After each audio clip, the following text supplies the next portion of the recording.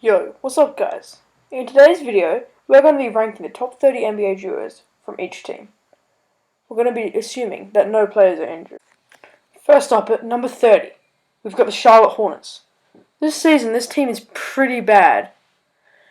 Nicholas Batum and Terry Rozier is not a great duo for any team. And the Hornets will definitely not be doing anything big anytime soon. I mean, Nicholas Batum is alright, and Terry Rozier has shown that he can be great in the past and could have a breakout season. But that's all I can say. Next at number 29, we've got the New York Knicks with RJ Barrett and Julius Randle. It's an alright duo, but I really don't expect them to do anything. If Julius Randle comes out and plays as well as he did last year, he could be a bit of a bright spot for the Knicks. And of course, RJ Barrett's one of the top 3 draft picks, so he could be something big. At number 28, we have Ja Morant and Jaren Jackson Jr. and the Memphis Grizzlies. This team will not be good by any standards. Triple J could have a breakout year and play much better now that he's not playing alongside Marc Gasol and Mike Conley. And we have no idea how well Ja will play yet. Next at 27, we've got the Cavs with Kevin Love and Colin Sexton. I haven't got much to say about this one at all. I think that at some point in the season that Darius Garland may take over one of these spots. The Cavaliers just really need to trade Kevin Love as soon as they can, and I can see them tanking for the next few years. At number 26, we have the New Orleans Pelicans with Zion Williamson and Drew Holiday. If Zion lives up to the hype, this team could probably be a fringe playoff team. I think that Lonzo could also take over Drew's spot eventually as part of the duo, as I think the tandem is such a skilled playmaker as Lonzo Ball and an offensive power like Zion could be unstoppable. At number 25, we've got Devin Booker and DeAndre Ayton and the Phoenix Suns. I think that if Devin Booker could finally step it up as a leader and start playing as more of a duo on court with DeAndre Ayton, they could make a push for the playoffs in years to come. Devin Booker is already a prolific scorer and an up-and-coming shooting guard in the league. And DeAndre Ayton has already proven himself as a reliable center. Now at 24, we have the Chicago Bulls with Zach LaVine and Larry Markkinen. Zach LaVine had an all-star caliber season last year, but was not named an all-star because of the Bulls' record. Larry could have a breakout season next year, and I could see them both in the all-star team in the near future. Coming in at 23, we have the OKC Thunder with Chris Paul and Danilo Gallinari. These are both above-average players who have proved themselves in the past. I think that OKC could surprise some people this year, as they are a very solid team, but I don't expect much. Now at 22, we have the Kings, with De'Aaron Fox and Marvin Bagley. Two great young players on a great young team. I think this team could be a perennial playoff team in the years to come, but not right now. Up next, at 21, we have Trae Young and John Collins. Last year, they both had amazing seasons, considering how young they are. Trae Young had a great season and came in second in the Rookie of the Year race last year to Luka Doncic. John Collins also had a noteworthy season, recording about 20 points and 10 rebounds a game. Hopefully this team can make a playoff push this season and in the future. Next, at number 20, is the Orlando Magic with Nikola Vucevic and Aaron Gordon. Last year, Nikola Vucevic had a career year and is named an All-Star, and he led the Magic to the playoffs. Aaron Gordon also had a solid year, averaging 16 points, 7 rebounds, and 4 assists. At number 19 is the Wolves, with Karl Anthony Towns and Andrew Wiggins. Obviously, Karl Anthony Towns is an amazing player and a perennial All-Star, but the weak link of this duo is Andrew, who was the number 1 pick of 2014 and is so far not completely lived up to the hype. At number 18 is the Toronto Raptors, with Pascal Siakam and Kyle Lowry. After coming off a title run but losing Kawhi, it might be time for Siakam to step up and transform into a superstar.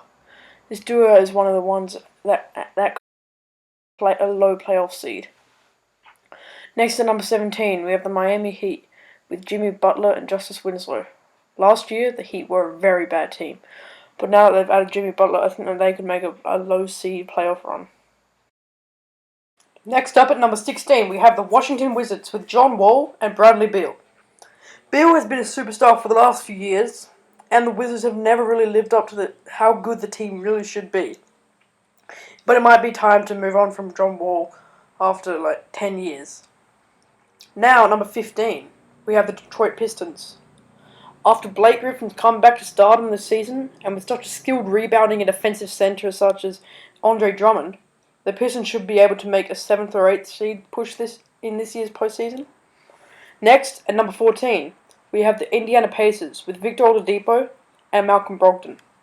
After a great season from Malcolm Brogdon last year, and Victor Oladipo becoming a legitimate superstar in the last 2 years, the Pacers should be set to make it pretty deep in the playoffs this season. Now at 13, we have the Spurs with DeMar DeRozan and LaMarcus Aldridge. After another great season from both DeRozan and Aldridge, I think this duo will play exceptionally well this season. I don't really think that the Spurs will make the playoffs, as they do not really have the power to make it that far this season, considering how many great teams are made this postseason. Next, at number 12, we have the Mavericks with Luka Doncic and Kristaps Porzingis. This is probably the best young duo on this list, and probably have the most potential in the future.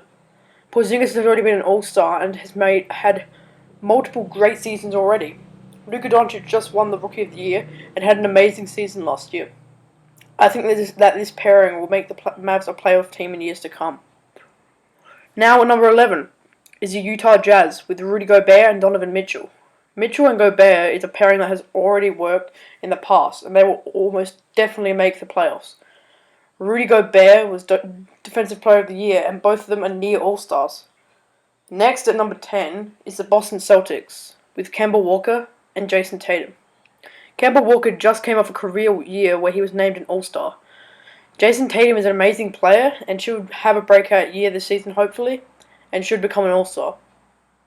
Now at number 9, we have the Denver Nuggets with Jamal Murray and Nikola Jokic. Last year they had a great season and were the 2nd seed.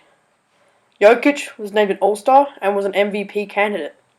Jamal Murray also had a great season as their young point guard. This is a great young team and they could be going for a title in the near future. And obviously they already have great chemistry. Next, at number 8, is the Blazers with Damian Lillard and CJ McCollum. After that playoff run last year, Damian and CJ are much higher than they would have been last year. Damian Lillard is being his normal self and putting up crazy scoring numbers, and CJ has been a near all-star these last couple of years. These two are the only reason that the Blazers are a top 10, top 12 team in the NBA. Now at 7, is the Milwaukee Bucks with Giannis Antetokounmpo and Chris Middleton. Obviously, Giannis was the MVP and Chris was an all-star, but I don't think that this team is exactly a championship caliber team. They are both great players, but I don't really have anything else to say about this except I think that they may make it quite deep in the playoffs, but not exactly to the championship. Next, at number 6, it's the Philadelphia 76ers with Joel Embiid and Ben Simmons. They were both great last year and were both named All-Stars. With Embiid and Simmons at the helm, I think that the 76ers can make a real run at the title. And also that this offseason, the 76ers created an amazing team. And this could really help them in the near future. Now, at number 5, we have the Golden State Warriors with Steph Curry and Klay Thompson. In recent history, they would have been higher for the last few years, they've been the most dominant team in the NBA. But now that the NBA is split off into duos instead of trios, there are many more duos better than them. Obviously, they're still great players, and since Kevin Durant is gone, hopefully we can see a re-emergence of the Splash Bros. Next, at number 4, we have the Houston Rockets with Russell Westbrook and James Harden. Harden and Russ are MVP candidates year in and year out, and I think this pairing could go really deep into the playoffs. Obviously, the two used to play on the Thunder, and they had been friends since they were teenagers, giving them necessary chemistry to succeed. I think that they could make it into the 2nd or 3rd round this year. At number 3, we have the Brooklyn Nets with Kevin Durant and Kyrie Irving.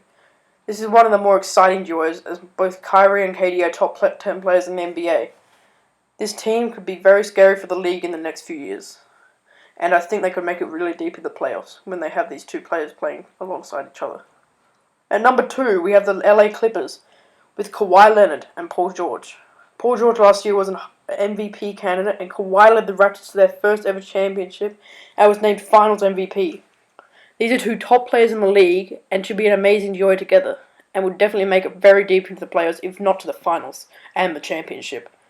They are both top players offensively and defensively, and are widely known as the top two-way players. They both average points in the mid to high 20s as well, which is amazing. At number 1, we have the LA Lakers, and Anthony Davis and LeBron James. Obviously, both of these players are MVP candidates, and they're both great two-way players, and should be an amazing duo. Just recently, we saw LeBron and AD playing together for the first time. I think they would definitely make it at least to the third round, and they're my pick for champion. Well, anyways, thanks so much for watching. Don't forget to like and subscribe, and see you next time.